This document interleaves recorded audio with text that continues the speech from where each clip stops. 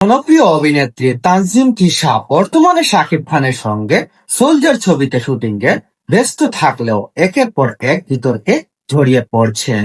সম্প্রতি একটি নারী উদ্যোক্তার করা প্রতারণা মামলার পর এবার নতুন করে তার বিরুদ্ধে প্রাণনাশক হুমকির অভিযোগ রাজধানী গুলশান থানায় একটি জিডি করা হয়েছে।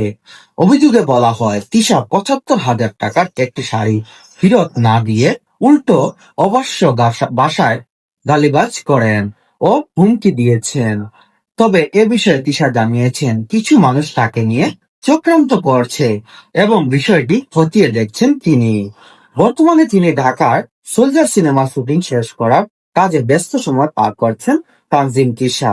তানজিম তিশা আরো জানান, বাংলাদেশের চলচ্চিত্রে শাকিব খানের সাথে কাজ করা অনেকেরই সৌভাগ্যের ব্যাপার। আমি এই চান্সটা মিস করতে চাই না, তাই অনেকেই আমার পিছনে লেগে পড়েছি। আমার ভালো অনেকেরই সহ্য হচ্ছে না, তাই এরকম আজে বাজে